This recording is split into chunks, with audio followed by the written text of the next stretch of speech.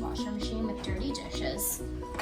Open it up and place your dishwasher pod inside of the compartment. Firmly shut afterwards. Close the dishwasher and select your cycle. You have additional options such as high temperature and drying.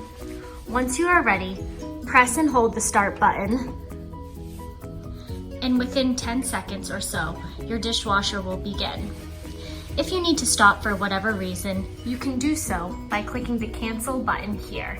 Within a few seconds, the machine will stop and you'll be able to open up the dishwasher again.